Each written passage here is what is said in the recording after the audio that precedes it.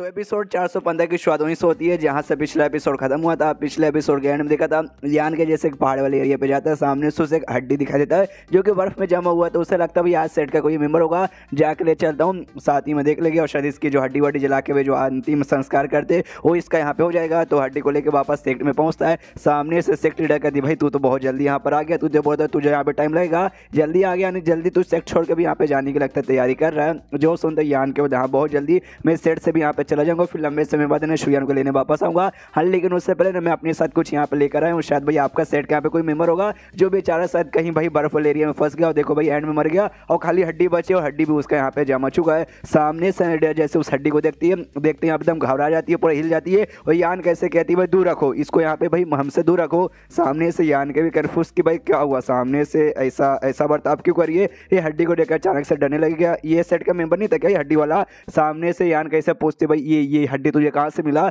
जो सुनते कहते क्या बात है कुछ गड़बड़ क्या, मेरे ख्याल से शायद यहाँ पे कुछ गड़बड़ ही होगा, कोई बात नहीं। सामने से मुझे लगा ना ये आपका सेट के यहाँ पे मेंबर है इसलिए मैं इसको यहाँ पे लेकर आ गया। जो जब आपका सेट के यहाँ पे मेंबर है नहीं, कहीं कोई फालतू बंदा था तो एक काम करता हूँ जहाँ से इसको लेकर आया था वापस वहीं पर रख देता हूँ, तो वापस उसको छूता उठाने के लिए। लेकिन पीछे से लीडर चिल्लाते कहती भाई खबरदार उसको यहाँ पे छूना भी मत। तो यान का भी कन्फ्यूज कहता है यार क्या हो गया यार। मेरे ख्याल से ना आपका रिएक्शन देख के ऐसा लगता है कि कोई बंदा ना काफी बुरा बंदा होगा, लेकिन बुरा बंदा हो या अच्छा बंदा हो अब यहाँ पे मारा जा चुका है, खाली बेचारे की डेड बॉडी खाली हड्डी यहाँ पे बचा है। तो अब इससे डर के कोई मतलब होने वाला नहीं है, अब इससे छू के भाई भला मेरा यहाँ पे क्या ही हो जाएगा। जो सुन वो कहती भाई किसने बोला ये मर गया, भाई किसने बोला मर गया, ये मरा नहीं है। सामने से यान के भी कन्फ्यूज कि भाई ऐसे कैसे खाली हड्डी यहाँ पे बचा है और आप बोलिए मरा ही नहीं है। वो कहते यस ये वाकई में यहाँ पे मरा हुआ नहीं है, तुम यहाँ पे नोटिस करो, क्या तुमने अभी तक नोटिस नहीं किया इस बंदे के बॉडी के ऊपर तुम्हें मेरिडियन वगैरह भी यहाँ पे महसूस हो रहा होगा, जो कि जिंदा बंदी के ऊपर ऐसा महसूस होता है। ये जिंदा है, ये वाकई में जिंदा, तभी मेरिडियन भी यहाँ पे महसूस हो रहा है। और ऐसा जिंदा बंदा जिसका ऊपर है ना यहाँ पे चमड़ी नहीं है, खाली यहाँ पे हड्डी बचा है।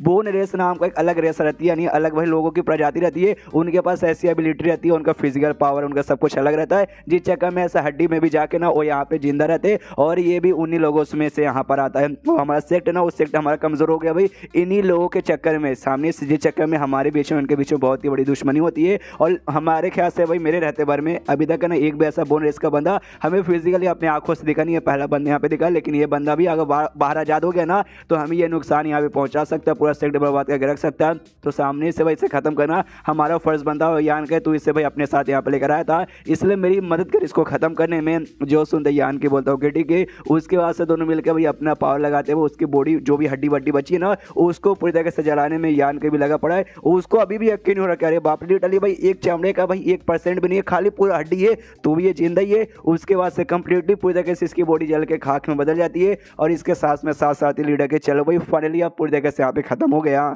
उसके बाद सीन शो यहाँ पे थोड़े समय बाद जहाँ सामने से अभियान के जाने को तैयार था तो कहता है ओके ठीक है सेक्ट लीडर भाई, तो आपने मेरा जो ख्याल यहाँ पे रखा उसके बाद मैं आपको यहाँ पे शुक्रिया बोलना चाहूँगा। और मुझे कमाल का यहाँ पर क्रिस्टल भी एक बर्फ वाले एरिया से दिखाई दिया जब शुयंग के साथ मतलब मैं उसके एरिया में गया था ना, मतलब जब डुओ कल्टिवेशन करे थे गए थे बर्फ एरिया में। हाँ तो उस समय सामने से मुझे दिखाई दिया था और मुझसे शुया ने कहा था भाई ये बंदे मतलब ये जो सामान है ना उन बंदों के लिए बहुत ही स्पेशल रहता है जो यहाँ पे आइस एबिलिटी उसका रहता है, इसलिए मैं ये शुयन के लिए यहाँ पर लेकर आ गया। सामने से देखते हो कहती आइस मैरू जेड भाई, ये तो वाकई में काफी कमाल का टेजर आइटम रहता है। तो वाकई में काफी लगे कि हाँ भाई तुझे इतना अच्छा आइटम मिल गया यार, 13 लाख तो यहाँ पे बहुत ही अच्छा है। कोई बात नहीं, जैसे अभी शुयन जग जाएगी ना मैं उसके यहाँ पे दे दूंगा। सामने से ये भी कहता हूँ कि ठीक है, तो मेरा ख्याल रखने के लिए शुक्रिया और जब तक मैं यहाँ से जाऊँगा जब तक शुयन का भी ध्यान रखेंगे तो उसके बाद भी शुक्रिया बोलना चाहूँगा। Okay tata good bye. और इतना बोलते उठते हुए निकल जाता है। ये भी कहते रुको रुको रुको, एक और छोटा सा बात मुझे कहना है, अगर तुम्हें बुढ़ाऊ मेंग यहाँ पे दिखाई देना तो बुढ़ाऊ मेंग से यहाँ पे कहना कि हाँ उसने जो मेरे ऊपर एहसान किया ना वो एहसान का बदला मैं यहाँ पे चुका के रहूंगी। जो सुनते यान के बोलता ओके ठीक है और इतना बोल के निकल जाता है।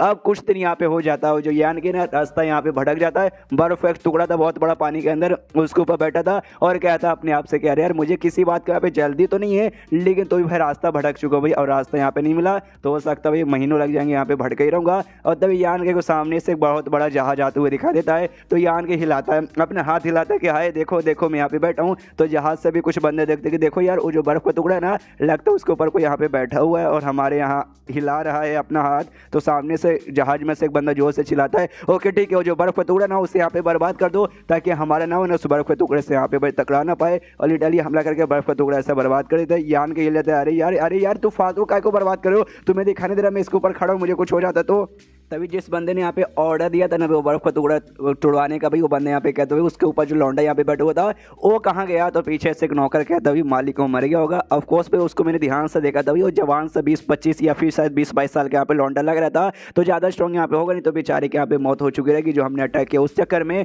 जो सुनते कहते तू पागल क्या भाई, ये तुझे एरिया मालूम है कौन सा एरिया, भाई बहुत ही खतरनाक एरिया, हर जगह बर्फ ही बर्फ है। और उसमें भाई आके एक बंदा यहाँ पे सेफली यहाँ पे बैठा हुआ था, यानी कोई ऐरा गहरा नथु गहरा बंदा नहीं था, वो कम से कम स्ट्रॉन्ग बंदा होगा और एक अटैक करने से यहाँ पे टूटेगा नहीं, यानी वो लौंडा भी कहीं जाके यहाँ पे छुपा रहेगा। जाओ जल्दी से आको से यहाँ पे ढूंढो। तभी पीछे से यहाँ पे यान कहीं आ जाता है, वो आते यहाँ पे कहते रहन दो रहन दो रहन दो, मुझे ढूंढने की यहाँ पे कोई जरूरत नहीं है, मैं खुद यहाँ पर आ गया। मैं सामने से एक छोटा सा सवाल पूछना चाहूँगा कि भाई सामने से नहीं मैं तुम्हें जानता हूँ नहीं तुम लोग मुझे जानते हो और हमारे बीच में कोई भी दुश्मनी नहीं है, लेकिन मुझे देखते हुए तुमने सीधा मेरे ऊपर अटैक यहाँ पे काय को करवा दिया, क्या इसका जवाब यहाँ पे दे सकते हो? जो सुनते हो शिप का आदमी यहाँ पे कहता भाई सबसे पहली बात तू मुझे ये बता तू है कौन और इस जगह पे यहाँ पे तू कर क्या रहा है? और सामने से यहाँ पे भाई तू सही सलामत वहाँ पे था, यानी तू कोई ऐसा वैसा है कह ना तू कह बंदा तो नहीं है, स्ट्रॉन्ग बंदा, चुपचाप मुझे सच्चाई बता, कुछ भी यहाँ पे झूठ बोलेगा ना मैं कसम खा कहता हूँ तेरा हाथ में तोड़ के ना तुझे पानी के दम फेंक दूंगा, ताकि जो भी शाक मछली है ना तुझे यहाँ पे खा ले, समझ गया ना? इससे जल्दी से बोलना चालू कर। तो यान के बोलते देखो भाई मैं कोई ऐसा वैसा फालतू बंदा नहीं हूँ, मैं हूँ ठीक ठाक बंदा हूँ। और यही बात मैं यहाँ पे क्या कर रहा था,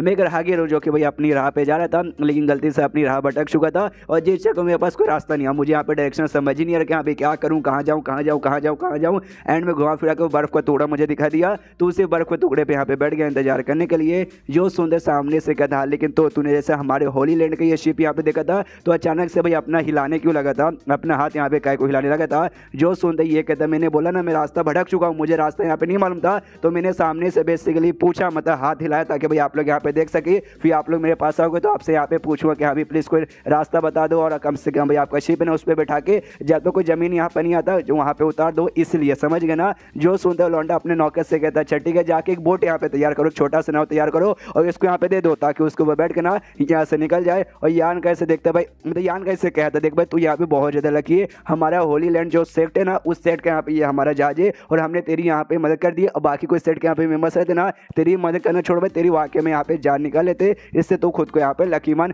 सामने से यहाँ पे यान की नोटिस करता भाई ये बार बार जहाज नहीं बल्कि होली लैंड का जहाज, होली लैंड का जहाज और होली लैंड का जहाज और होली लैंड। इसने बोला भाई एक सेक्ट है, तो वाकई में जो सेक्ट के बारे में यहाँ पे बातचीत करे ना ये सेक्ट कोई छोटा मोटा सेक्ट नहीं होगा। और तभी शिप के ऊपर भाई एक छोटी सी लड़की भी थी, बहुत ज़्यादा छोटी नहीं, यान की एज के बराबर की समझ सकते हो, तो अपने कमरे से बाहर आती है तो एक नौकर कहते यंग लेडी क्या हुआ भाई आप अचानक से बाहर का को आ गई? जो सुनते हमें उसका चेहरा दिखाया जाता है, सामने से कहती है कि नहीं नहीं कुछ नहीं, क्या ना मैं कमरे में बैठे बैठे यहाँ पे बोर हो रही थी, बाहर से मुझे कुछ हल्का सा आवाज़ आया इसलिए मैं चेक करने के लिए बाहर आ गई।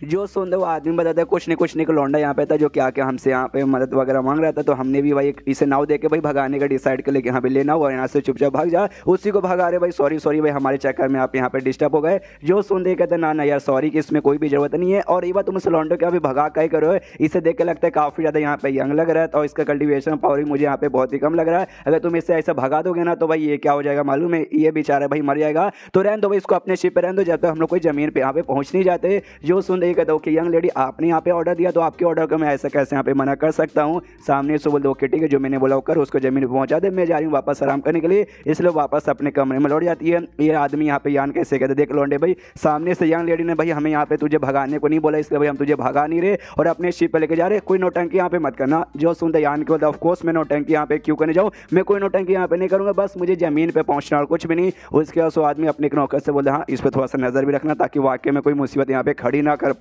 एंड देन ये चैप्टर यहीं पे खत्म हो जाता है। तो चैप्टर खत्म तो वीडियो भी खत्म। तो मिलते हैं अगले किसी वीडियो में, जब तक के लिए बाय बाय।